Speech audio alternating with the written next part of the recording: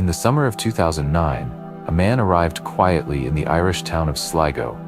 He checked into a hotel under the name Peter Bergmann, claimed to be from Austria, and handed over a seemingly valid address. There was nothing unusual about his appearance or behavior. He wore a well-tailored suit, carried himself like a businessman, and spoke with a thick German accent. To the hotel staff and passers-by, he was just another visitor. But behind the calm demeanor and polite small talk, Peter Bergmann was not who he claimed to be. In fact, as the days would unfold, it would become clear that he was no one at all. From the moment he arrived, Bergmann's actions were strangely methodical. Each day, he would leave the hotel carrying a purple plastic bag, one filled to the brim. But when he returned later, the bag was gone. Not empty, just completely gone. He repeated this routine multiple times a day, as if he were deliberately discarding fragments of his identity. Where he went, what he threw away, and why, those questions have never been answered. He wasn't hiding in the shadows. Security cameras caught nearly every movement he made.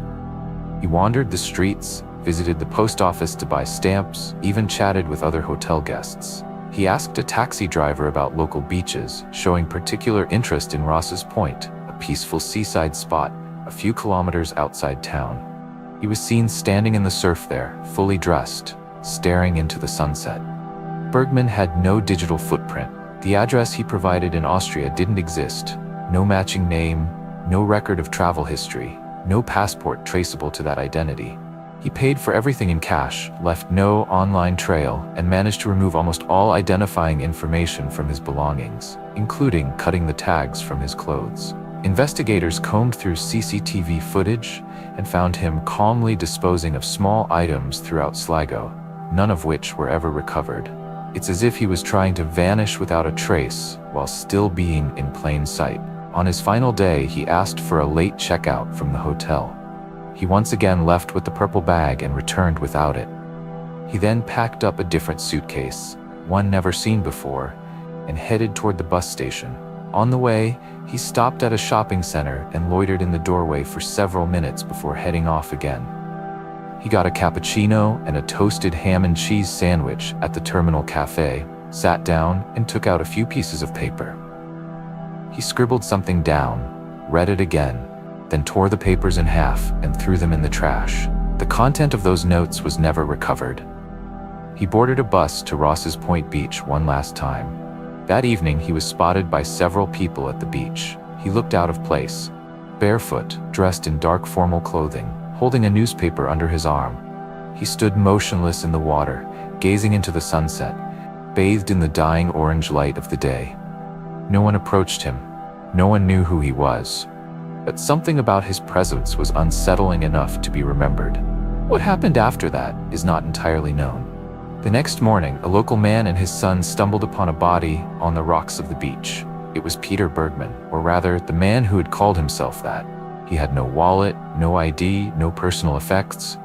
The clothes he wore had their tags removed, the purple plastic bag, his shoulder bag, the newspaper, gone. An autopsy revealed no signs of drowning, no signs of violence, and no signs of suicide. He had no medications in his system, yet his body showed clear signs of advanced cancer and heart disease. His bones had tumors, he had likely been in terrible pain, and yet nothing. No painkillers, no evidence of how he died. And to this day, no evidence of who he was. Theories began to surface. Some believed he was a spy, trained in evasion. Others claimed he was the elusive founder of Bitcoin, vanishing on purpose. But more than anything else, the clues point to a man trying to erase himself. No records, no family, no friends. Just the final act of a man in pain, choosing how he wanted his story to end. His final act wasn't dramatic. It was quiet, peaceful, intentional. He wanted to disappear. And somehow, in the act of disappearing, he made sure we would never stop looking for him. Have you ever heard a story so strange, so chilling that it doesn't seem real, but somehow no one can prove that it isn't? Imagine a ship drifting silently through the waters of the Strait of Malacca. No distress calls anymore, no visible movement, just a quiet, eerie presence in one of the busiest shipping lanes in the world. Then, suddenly, a distress message does come through. The message is broken, barely readable. A crackling radio transmission carries a terrifying call. All officers, including the captain, are dead, lying in chart room and bridge, possibly whole crew dead. I die. And then, silence. The transmission cuts out. That was the last thing anyone ever heard from the SS Ourang Medan. The ship's name, which loosely translates to Man from Medan, has since become tied to one of the sea's greatest unsolved mysteries. What really happened aboard that ship? Why were the crew found dead, their faces frozen in horror, arms outstretched as if fending off something invisible? And how did the ship catch fire and sink before it could be properly investigated? This is the creepy, confusing, and disturbing mystery of the SS Ourang Medan. Let's start with what little we know. The year was 1947, or maybe 1948, reports vary. A distress signal was picked up by nearby ships navigating the waters near Indonesia. The ship that picked up the Ourang Medan's call was an American vessel, the Silver Star. The crew of the Silver Star immediately changed course to respond to the SOS. When they found the Ourang Medan, it was eerily still, drifting with no signs of life. They boarded the ship, only to find every single crew member dead. Their bodies were sprawled across the deck, in the engine room, and at the radio. Their eyes were wide open, their mouths frozen in mid-scream. Arms extended, as if shielding themselves from something horrific. But there were no injuries, no gunshots, no wounds, no signs of struggle. It was as if death had just struck them all at once. Instantly, quietly, and horribly. The temperature on board the ship was unnaturally cold, despite the tropical climate. And even more bizarre, there were no visible signs of damage to the ship itself. But before any deeper investigation could begin, something even stranger happened. A fire suddenly broke out in the cargo hold of the Ourang Medan. The rescue crew from the Silver Star had to quickly retreat. Moments later, the ship exploded with such force that it lifted from the water and then sank beneath the waves. Just like that, the SS Ourang Medan was gone, taking all its secrets with it. So what happened? Over the decades, theories have tried to explain this haunting event. Some believe it was a case of carbon monoxide poisoning from a malfunctioning boiler, which could have caused hallucinations and death. But that doesn't explain the frozen expressions of terror or the fact that the radio operator had time to send such a cryptic message. Others suggest the ship was smuggling illegal chemicals, possibly nerve agents from World War II, and that the leak of these chemicals caused the crew to die in agony. That could also explain the sudden fire and explosion. But again, none of this can be confirmed. No records of the SS Ourang Medan exist in any known shipping registry. It's as if the ship was never real, or someone wanted us to believe that. More far-out theories blame supernatural forces, ghosts, sea monsters, cursed artifacts. Some even claim it was a government cover-up tied to secret military operations in the aftermath of the war. But the most unsettling part of all is that the story itself, despite being widely told, has no single verified source. Every version of the story changes small details. The dates don't match. The ship's registry doesn't exist. Some eyewitness accounts were never confirmed. Even the Silver Star's involvement has been questioned. Did this really happen? Or is this just a sailor's ghost story that got out of hand? But then again, how do you explain the distress signal? Multiple ships claim to have picked it up. The wording of that last message is still printed in books and articles across the world. I die. A simple phrase, but bone-chilling. Whoever sent it, if they even existed, believed they were witnessing something unspeakable. And whether the Ourang Medan was real or just a legend, the fear and fascination it stirred have lasted for more than 70 years.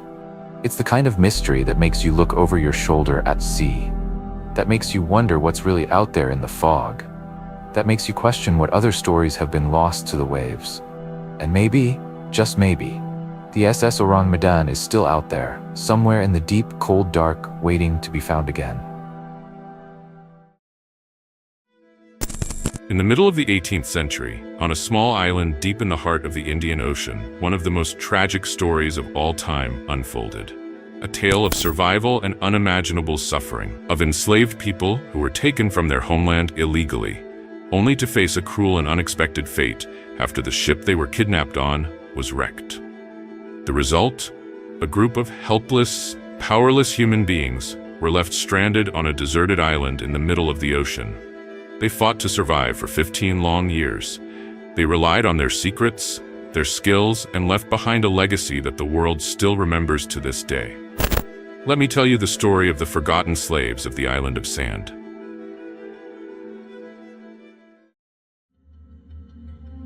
It all began in July 1761, when a French ship named Utile, operated by the French East India Company, departed from the island of Mauritius, known at the time as Isle de France. Officially, the ship's goal was a cargo mission to Madagascar. However, its captain, Jean de Lafargue, had his own secret plan. Behind the scenes, he arranged an illegal transaction. He bought 160 slaves, men, women, and children from Madagascar, hoping to smuggle them and sell them on the black market for extra profit. This was risky, not only morally but legally. At the time, France had placed a ban on slave trading due to the ongoing conflict with Britain, known as the 7 Years' War. But greed has always spoken louder than law. The slaves were locked in the dark, cramped cargo hold of the ship. The air was suffocating. There was barely any space to lie down. Many had no idea where they were being taken or what awaited them. Captain Lafargue knew he was taking a dangerous path, but he was determined to carry out his plan. Then, disaster struck. On the night of July 31st, a powerful storm rolled across the ocean. The sea became violent, with winds exceeding 37 miles per hour. Visibility dropped to nothing. Lafargue, trying to navigate in the chaos, turned to his maps. But there was another problem. The two maps gave conflicting positions for the location of Rodrigues Island, his intended destination. He had to make a choice in the dark, and he chose wrong. Before dawn, the ship struck coral reefs surrounding a tiny, uninhabited island. The impact was brutal. The hull of the ship tore open. Water flooded the vessel, especially the area where the slaves were held. Many drowned instantly, unable to escape the iron-bolted cargo hold. Out of the 160 enslaved people, only 68 managed to escape the sinking ship and reach the island's shore. Most of the French crew survived, but 20 of them drowned while swimming to land. The survivors found themselves on a desolate island, a barren, scorching wasteland, with no fresh water, no edible plants, and no shelter. It was later called Tromelin Island. The land was only about 200 acres in size, flat and lifeless. Its surface was almost entirely sand, with occasional short bushes and grasses that bore no fruit. There were no animals to hunt. The only signs of life were a few seabirds and turtles that visited the island to lay their eggs. The heat was unbearable, the storms terrifying, and the only source of drinking water came from rare tropical downpours. The initial days were chaos. Captain Lafargue, suffering a nervous breakdown, isolated himself. Leadership fell to his second-in-command, Barthélemy Castellan-Duvernay, a man just as cruel. One of his first decisions was to separate the enslaved survivors from the French crew. Though all had survived the same disaster, they would not share the same fate. Barthélemy ordered everyone to salvage whatever they could from the wreck. Bits of wood, nails, ropes, anything that had floated to shore. The enslaved were forced to work under brutal conditions, yet when it came to food or water, they were given barely anything. 8 enslaved people died of thirst in the first few days. Despite this, a plan was set into motion. Barthélemy decided to build a new ship from the wreckage. Over 2 months, the crew, with the forced labor of the enslaved, constructed a large boat called La Providence. On September 27, 1761, just 2 months after the wreck, the French crew boarded the vessel and left. The enslaved people were not allowed on board. They were promised that a rescue ship would be sent. They waited. Days turned to weeks, weeks to months, months to years. Those left behind had no choice but to adapt or die. They built shelters by digging deep into the sand and supporting them with coral and wreckage. They collected rainwater in makeshift basins. They caught turtles and birds when they could. They boiled what little they had using metal scraps from the wreck. They even made tools and nails from melted materials and bones. They never gave up hope. Over the years, they tried building rafts again and again. One raft, carrying 18 people, disappeared into the sea and was never seen again. No one knew if they drowned or found land. Another raft was built with more care using bird feathers as sails. It too vanished without a trace. Back in Mauritius, Barthélemy was tormented. He tried repeatedly to convince the government to send a rescue mission. But war, politics, and indifference made it impossible. No ship was sent for over a decade. Only in 1775, 14 years after the shipwreck, did a rescue mission finally set sail. But even then, the ship turned back after seeing the dangerous reefs. 15 years after the tragedy, on November 29, 1776, a French warship under the command of Captain Jacques-Marie Boudin de Tromelin finally reached the island. What he found shocked him. Out of the original 160 enslaved people, only 8 had survived, 7 women and an infant. The baby's name would become Jacques Moïse, named after Moses, the one saved from the waters. Captain Tromelin took the survivors back to Mauritius, where a new, more humane governor welcomed them personally. He declared that they had never been slaves. They were free people who had been illegally kidnapped. They were granted French citizenship, homes, and the right to remain in Mauritius. They refused to ever board a ship again. Who could blame them? Their story disappeared for centuries until historians uncovered it from the writings of Barthélemy and old naval records. In the early 2000s, archaeologists led 4 major expeditions to Tromelin Island, finding remnants of shelters, tools, and items made by the survivors. The island is now a UNESCO heritage site, a symbol of resistance, resilience, and the horrors of slavery. This was the forgotten story of the slaves of Tromelin, a story buried by time and indifference, but one that continues to echo, a story that must be remembered. If this story moved you, consider sharing it. Let the world know what happened on that island, because some stories deserve to be heard. Imagine an animal even larger than a woolly mammoth. This is exactly what scientists uncovered. These rhinos, named Paraceratherium linxiaense, roamed Asia around 26.5 million years ago. They weighed around 48,000 pounds. That's like stacking 4 full-grown African elephants. Standing over 16 feet tall at the shoulders, these giants provide crucial insights into prehistoric ecosystems. Scientists suggest the presence of lush vegetation that supported these enormous creatures despite drastic climate changes millions of years ago. Imagine encountering one of these colossal rhinos today, truly the giants of their time. Next, journey with me to England, where archaeologists unearthed a deeply emotional scene. 2 700-year-old skeletons found holding hands. Discovered at the lost Church of St. Morel, these remains sparked numerous theories. Were they lovers buried in secrecy? Or perhaps outcasts, victims of disease, or even pilgrims? The church itself had vanished from history, forgotten for centuries until its rediscovery. This poignant finding leaves us with touching questions about love, life, and death in medieval times. Imagine holding on to someone you love for centuries, untouched by time, capturing a story buried in silence. Now let's dive deep into the waters off Egypt's coast to explore the sunken city of Thonis, Heracleion. This ancient port city, once Egypt's main gateway to the Mediterranean, sank into the sea over 2,000 years ago. Recently, underwater archaeologists have recovered treasures from the submerged Temple of Amun, including stunning gold jewelry, ceremonial instruments, and intricate perfume jars. Nearby, the discovery of Greek artifacts and weapons reveals a melting pot of cultures thriving side by side. Picture an ancient city bustling with Egyptians and Greeks, now resting quietly beneath the waves, waiting centuries to share its secrets. Speaking of mysteries beneath the waves, we must discuss the startling discovery made beneath the infamous Bermuda Triangle. Explorers claimed to find a city with massive pyramids larger than those of Egypt, complete with statues resembling the iconic Sphinx. Located over 600 feet below sea level and approximately 10,000 years old, this discovery has sparked immense controversy. Could this ancient underwater civilization explain some of the triangle's mysterious disappearances? Imagine pyramids even more immense than the Great Pyramid of Giza, hidden deep beneath the ocean's surface. Is this Atlantis, or perhaps something even older? Finally, let's travel to Costa Rica to encounter the enigmatic stone spheres. Scattered throughout jungles and hilltops, these massive, perfectly round granite spheres, some weighing over 60,000 pounds, have baffled scientists for decades.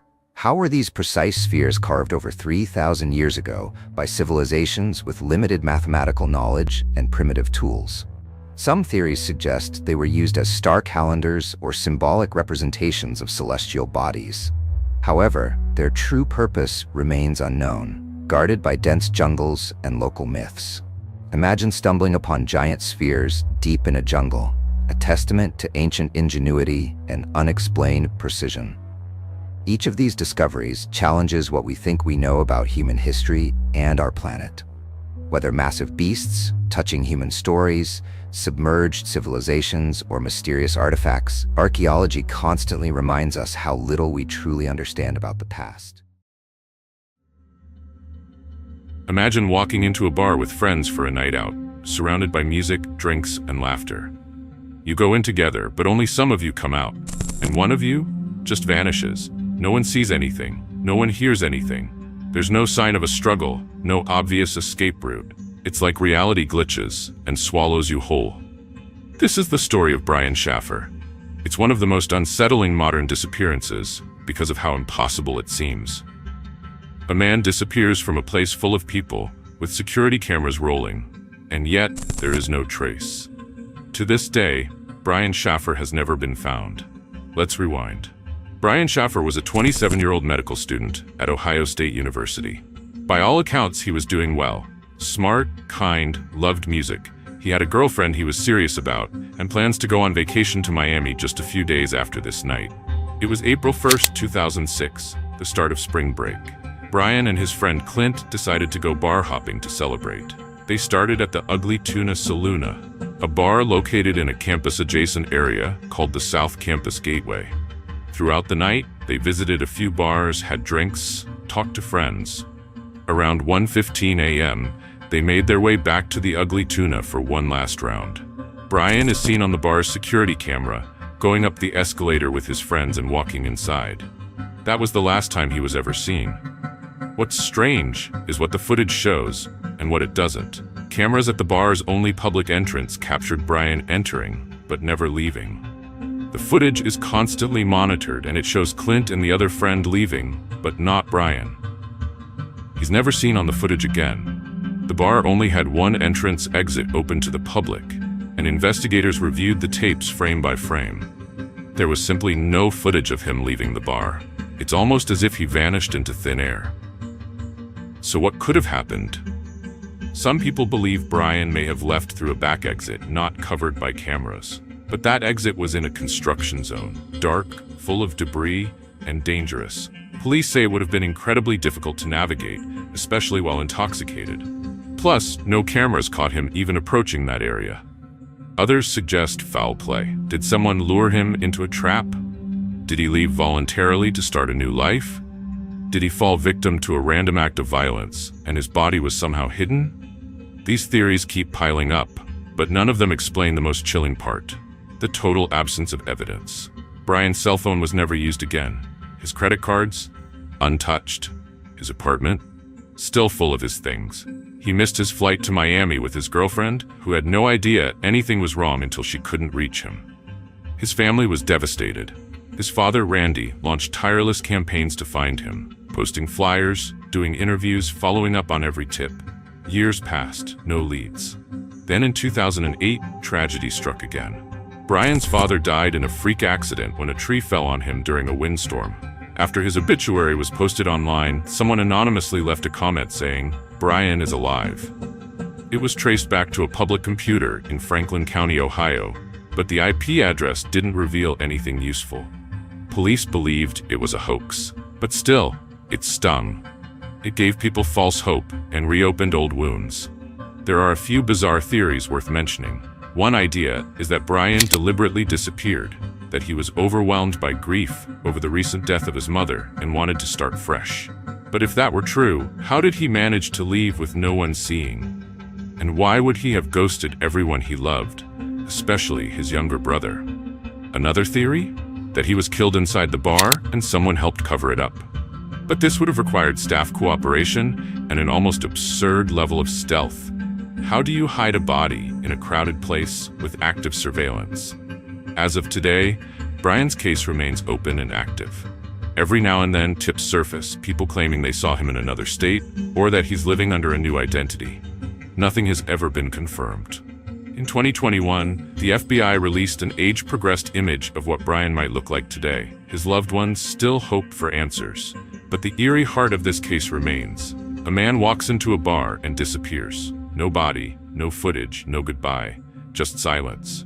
And that, more than anything, is what keeps people up at night.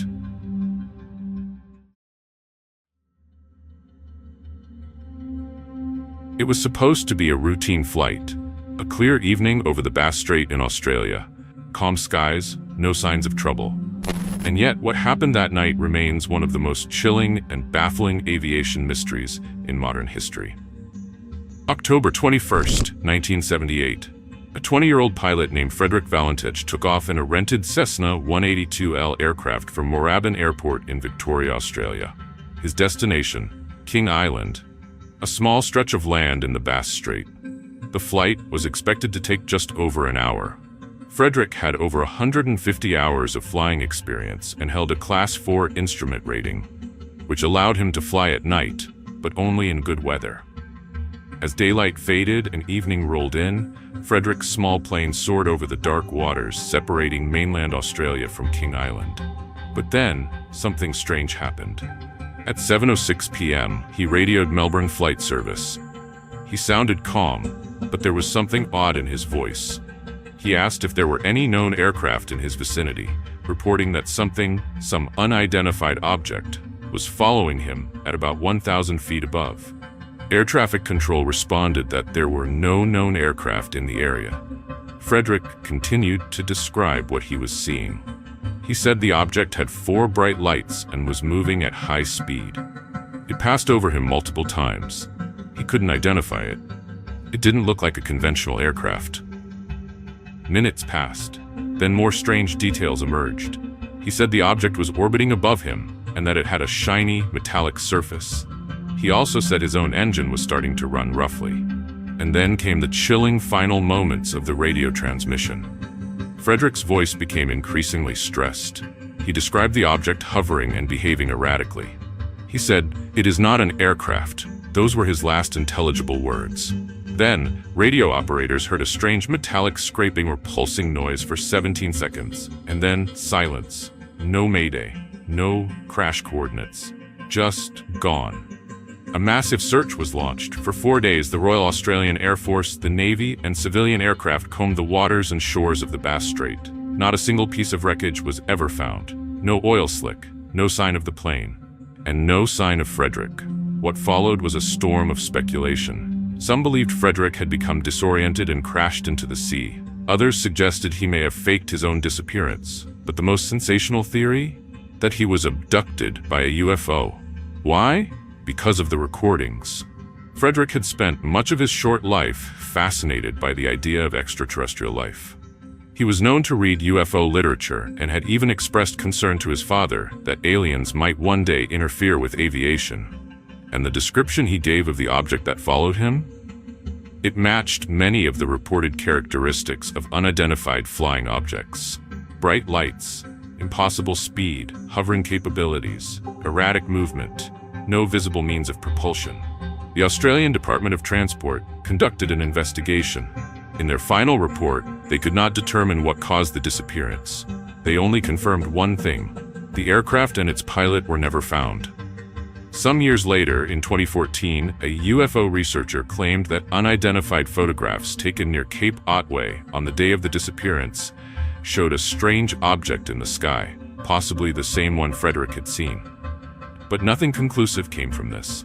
To this day, the Valentich disappearance remains unsolved. Was it pilot error? A tragic accident? Or did something truly otherworldly happen in the skies over the Bass Strait? One thing is certain: Frederick Valentich's final flight left behind far more questions than answers. And sometimes, it's the silence after the final transmission that speaks the loudest. Imagine living your life in constant fear, plagued by threatening phone calls and relentless harassment from an invisible stalker. The terror grows unbearable, and just when you think things can't get any worse, you find yourself trapped between disbelief from authorities and the unseen danger lurking around every corner. This was the terrifying reality faced by Cindy James. Her story is not just a haunting tale. It's one of the most perplexing unsolved mysteries that continues to baffle investigators decades later. In June of 1989, the quiet suburbs of Richmond, British Columbia, became the center stage for a baffling and chilling mystery, one that would leave a permanent mark in the annals of true crime. Cindy James was a nurse, a kind, compassionate woman who devoted her life to helping others. Friends and colleagues described her as gentle, thoughtful, and cheerful, seemingly the last person you'd expect to be at the center of such a terrifying ordeal. It all began in 1982. Cindy started receiving anonymous, threatening phone calls. At first, she brushed them off as disturbing pranks, unsettling but harmless. But soon, these ominous calls escalated into something far more sinister.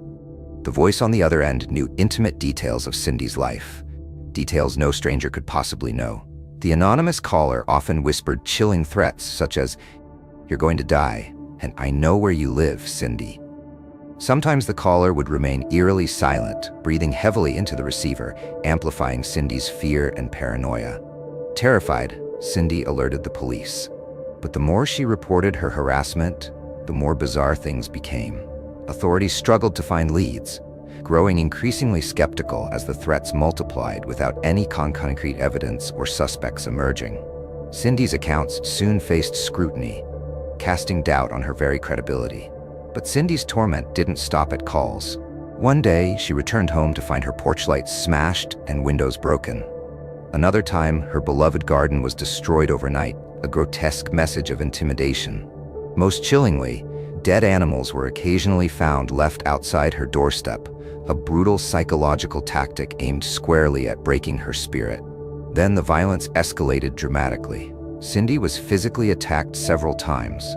In one harrowing incident, she was discovered unconscious in a ditch, bound with nylon stockings around her neck, barely breathing. Miraculously surviving, Cindy claimed to have no memory of her attacker. But here's where the mystery deepens further. Police surveillance yielded nothing. They staked out her home, hoping to capture the perpetrator, yet no evidence surfaced. The attacker appeared almost supernatural, elusive, invisible, leaving no traces. Investigators, baffled by the lack of leads, began suspecting that perhaps Cindy herself orchestrated her ordeal. Could a respected nurse fabricate her torment? Was this elaborate harassment some form of twisted self-harm, a cry for help? Cindy vehemently denied these accusations, desperately pleading for understanding, asserting her innocence with a chilling certainty that someone wanted her dead. Despite her pleas, suspicion overshadowed empathy, leaving Cindy isolated, trapped between an unseen stalker and disbelief from those meant to protect her. In May 1989, Cindy disappeared. Her absence immediately alarmed friends and family who feared the worst. 2 weeks later, their fears were confirmed when Cindy's body was found abandoned near an abandoned house. She was bound, drugged, and lifeless. Her death, rather than bringing clarity, plunged the case deeper into darkness. An autopsy revealed Cindy had died from a drug overdose. Yet authorities couldn't definitively rule her death a murder or suicide, labeling it instead as an unknown event. But how could someone stage such an elaborate scenario alone? Conversely, how could a stalker evade every attempt at capture, committing perfect crimes repeatedly? Decades have passed, and still, Cindy James' tragic story remains unsolved. Her tormentor's identity, whether an external predator or an internal turmoil, continues to evade investigators, haunting friends, family, and curious minds around the globe. Cindy James' case is a tragic enigma wrapped in layers of terror, skepticism, and mystery. It compels us to ask uncomfortable questions about trust, fear, and the boundaries between reality and illusion. As you reflect on her story, ask yourself, was Cindy James a victim of an extraordinarily cunning stalker? Or was her torment tragically self-inflicted? The chilling truth might remain hidden forever, locked in secrets and silence. And maybe, just maybe, that's exactly how her tormentor planned it.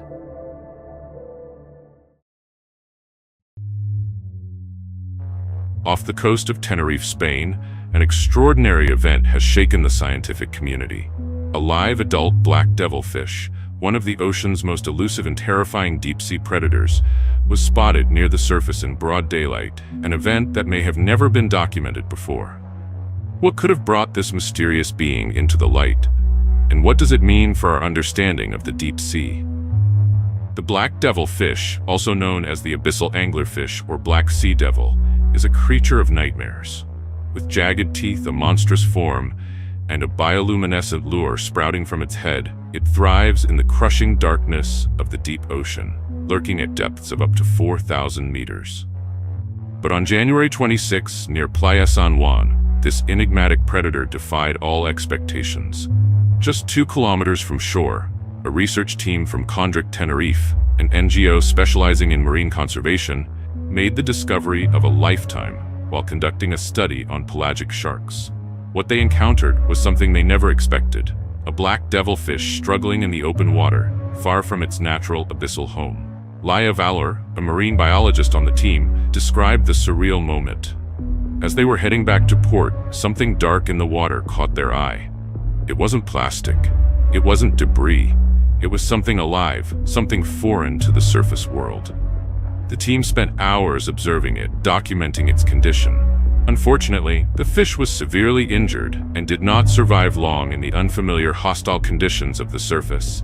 Its brief and tragic appearance has left scientists with more questions than answers. Following its death, the fish was transferred to the Museum of Nature and Archaeology in Santa Cruz de Tenerife for further examination. This rare opportunity allows scientists to study the creature up close, something that has rarely been done with a live adult specimen. Until now, only larvae or dead adults had been observed, making this one of the most extraordinary finds in deep-sea research. But why did this creature rise from the depths? Experts speculate that it could have been suffering from a disease, caught in an upwelling current, or even escaping from a predator. Some have even suggested a link to climate change. Could shifting ocean temperatures be forcing deep-sea creatures into unknown territory? The black devilfish's survival strategy relies on its signature feature, a glowing lure dangling from its head, produced by symbiotic bacteria that emit light in the eternal darkness of the deep.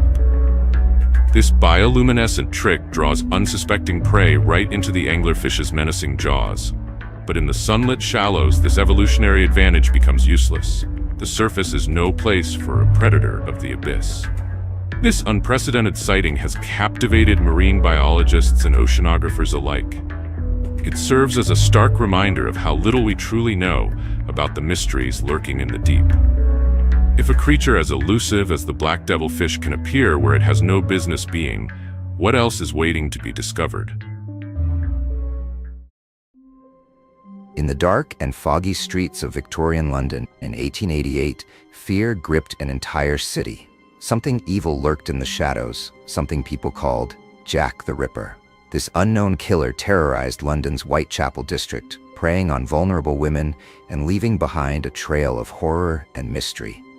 Jack the Ripper claimed the lives of at least 5 women, who came to be known as the Canonical Five: Marianne Nichols, Annie Chapman, Elizabeth Stride, Catherine Eddowes, and Mary Jane Kelly.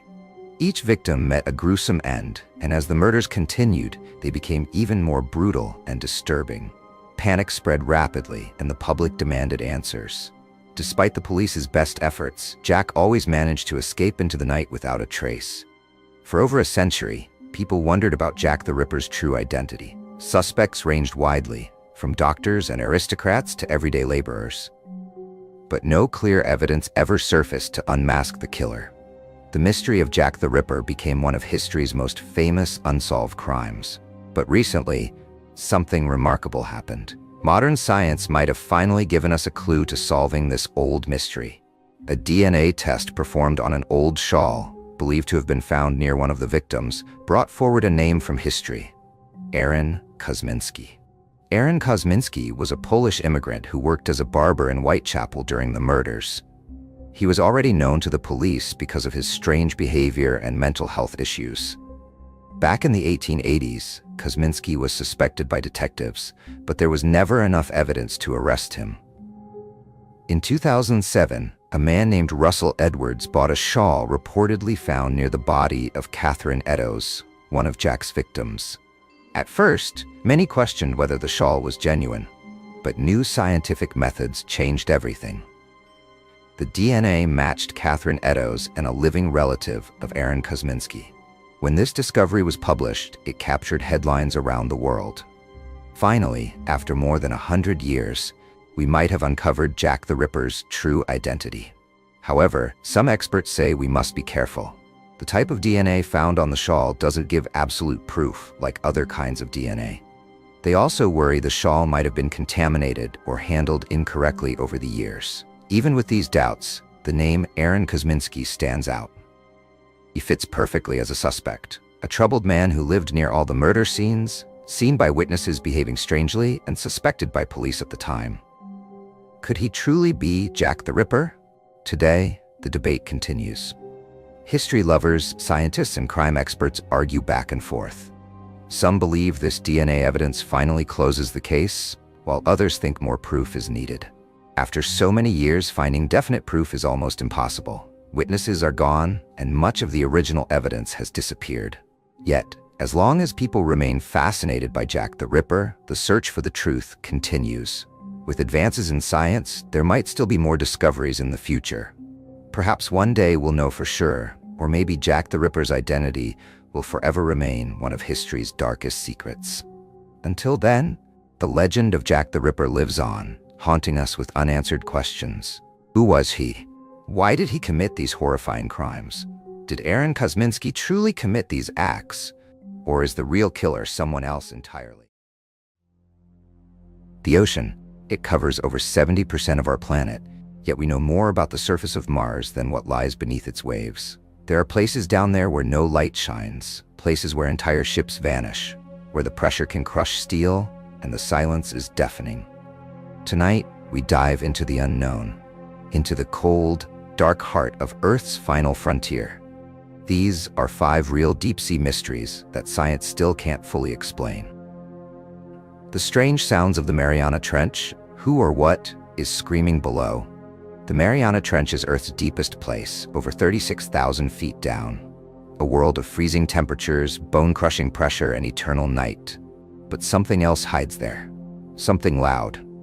In 2014, hydrophones picked up a sound.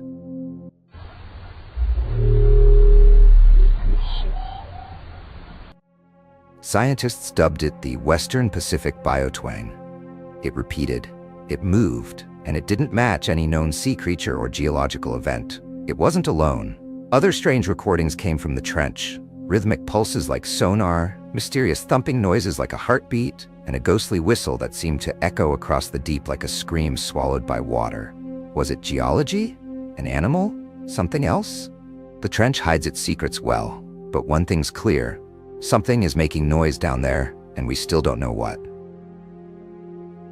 In 1955, the MV Joida set sail from Samoa on a short cargo run, a simple trip, routine. On board were 25 souls, crew, passengers, even a doctor heading to perform surgery on a remote island. But the ship never made it. Weeks later, it was found drifting, 600 miles off course, tilted, partially submerged, but still afloat. Not a single person remained on board. No lifeboats, no distress call, just eerie silence, bloodied bandages, a stopped clock, open crates, and a working radio, set to the emergency frequency with a broken antenna. Theories, everything from rogue waves to pirate attacks to spontaneous abandonments. But the MV Joida was still seaworthy. Why leave a ship that wasn't sinking? No bodies, no survivors, just an empty vessel forever caught in a question mark. Not all mysteries come from forgotten ships or ancient trenches. Some are painfully recent. In 2017, the Argentine Navy lost contact with one of its submarines, the San Juan. It had been on a routine patrol, crewed by 44 sailors. Its last message? A report of seawater entering the snorkel and causing a battery issue. A concern, but nothing catastrophic. Then, silence. For days, rescue teams scoured the ocean. 18 countries joined the search. Families waited, hoped, prayed, but there was no signal, no debris, only an anomaly, detected just hours after the last message, a sound consistent with an underwater implosion. Still, the wreck remained hidden. It took over a year to find the San Juan. When they did, it was over 3,000 feet below the surface, crushed, torn apart, an implosion so violent, so sudden, the crew likely never had a chance to realize what was happening. Theories swirled. Some blamed the battery issue, possibly leading to a hydrogen explosion. Others pointed fingers at poor maintenance. A few whispered about covert missions, foreign interference, or hidden threats in those waters. The Navy insisted everything was routine. But for the families, the loss wasn't just tragic. It was suspicious. The San Juan's final resting place now lies silent, a metal tomb in the deep. And though the wreck was found, the answers still feel out of reach. Sometimes, closure isn't about knowing what happened. It's about accepting that you never will. Thousands of miles away in the South China Sea, there's a place called the Dragon Hole. Locals have known about it for centuries. They called it the Eye of the Sea, a perfect circle of dark water surrounded by vibrant coral. It looks calm from above, peaceful even. But beneath the surface, it plunges over 900 feet, the deepest known blue hole on Earth. For generations, fishermen avoided it. Boats vanished there. Currents behaved strangely. Legends spoke of dragons and spirits. But it wasn't until 2016 that scientists truly began to explore it. They lowered cameras and robotic vehicles into the depths. The first 100 feet teemed with life, fish, coral, color. But past 300 feet, everything changed. At 500 feet, light disappeared. The water grew thick. At 600 feet, they reached a boundary, a halocline, a sharp chemical line that blocks oxygen from passing through. Below it, nothing, not even bacteria. It's a dead zone, a place where life ends and decay begins. But even down there, strange formations twist out of the darkness. Ledges, tunnels, shapes that seem unnatural. One probe reportedly lost signal at the very bottom. It never came back. To this day, no one knows what lies beyond the Dragon Hole's depths. It's as if the Earth opened its eye to stare back and never blinked. In 2007, a deep-sea exploration team captured footage of something floating near the ocean floor. At first glance, it looked like a jellyfish, but then it stretched, shifted, changed shape. It had no clear structure, just long, flowing tendrils that drifted like fabric in the water. Some dubbed it the Cascade Creature. Others called it the Deep-Sea Phantom. Biologists couldn't classify it. It didn't fit any known genus. Its movement was hypnotic, like it was thinking, observing, not just drifting but moving with intention. Some believe it was a new species. Others think it was something older, much older. A relic of a time before land animals ever existed. A life form that never needed sunlight, that never left the deep. Or maybe it wasn't a creature at all. Maybe it was something else entirely. All of these stories lead to one unavoidable truth. We are guests here. The ocean doesn't reveal its secrets easily. Sometimes it gives us a glimpse, an empty ship, a broken signal, a strange sound in the dark. But then it closes again, and we're left with questions that echo in the silence. Hello, everyone. Today we're uncovering 5 remarkable archaeological discoveries that continue to astonish scientists and historians worldwide. Each of these mysterious finds challenges what we thought we knew about human civilization, inviting us to rethink history itself. Let's start with the remarkable Phaistos Disc. Discovered in 1903 within the ruins of the ancient Minoan palace on the island of Crete, this mysterious artifact resembles an ancient CD carved meticulously from clay. It's covered with 241 intricate pictographs, featuring symbols of men, women, animals, and even weapons. Scientists believe this 3,700-year-old disc might be the earliest known example of printed text. Yet despite decades of study, its exact meaning remains elusive. Recent theories suggest it could contain a prayer to a great goddess, possibly relating to motherhood and childbirth. Imagine a civilization thousands of years ago encoding secrets and symbols we struggle to decode even today. Next, we journey to the shores of Rutland Nature Reserve in England, where paleontologists made an astonishing discovery, the fossil of a massive prehistoric sea dragon, known scientifically as an ichthyosaur. Initially mistaken for old water pipes, this immense skeleton is about 180 million years old. Measuring a staggering 32 feet long, with a skull weighing nearly 2,200 pounds, it's the largest and most complete ichthyosaur fossil ever found in the UK. This apex predator ruled the seas during the Jurassic period. Picture this ancient marine giant prowling the oceans, a relic of Earth's fascinating prehistoric past. Now, let's head to the plains near Lake Galilee in Israel, where an ancient stone monument known as Rujam el-Hiri, or the Wheel of Giants, stands as a baffling puzzle. Approximately 5,000 years old, this megalithic wheel structure consists of massive concentric stone circles stretching over 500 feet in diameter. Some theorize it was an astronomical observatory aligned precisely with the solstices, while others suggest it might be an elaborate burial site, though strangely, no human remains have been found. Just who built this monument, and why remains one of archaeology's enduring mysteries. Imagine standing within these circles, feeling the weight of millennia as you gaze toward the skies, pondering the intentions of those who placed every stone. Next, our exploration takes us deep beneath the jungles of Tulum, Mexico, to the world's largest underwater cave system. Discovered in 2018, explorers connected two vast underwater caves, revealing a labyrinth that stretches over 167 miles. This hidden underwater world is filled with ancient Mayan artifacts, human bones, and even the remains of prehistoric animals like giant sloths and elephants. The caves provide crucial insights into life thousands of years ago, suggesting humans inhabited this area as far back as 40,000 years. Imagine swimming through these dark underwater passages, uncovering clues to ancient civilizations hidden beneath the Earth's surface. Finally, let's uncover the enigmatic Amazonian circles hidden within Brazil's dense rainforest. These mysterious circular formations, visible only from above, continue to puzzle researchers. Some speculate they might be ancient burial grounds or defensive structures. Others even suggest connections to extraterrestrial activity or ancient civilizations predating the rainforest itself. The precise and intricate nature of these circles raises significant questions. How could ancient societies construct such precise formations in the heart of a dense jungle? Imagine flying high above the Amazon, suddenly spotting these strange formations, a powerful reminder of the hidden mysteries still waiting beneath the canopy. Each of these incredible discoveries offers a window into our mysterious past, challenging established ideas and igniting our imagination. What other secrets lie buried beneath our feet or hidden in remote corners of the world? If you enjoyed these extraordinary stories, please leave a like, comment your thoughts below, and subscribe for even more incredible journeys into history. Until next time, stay curious.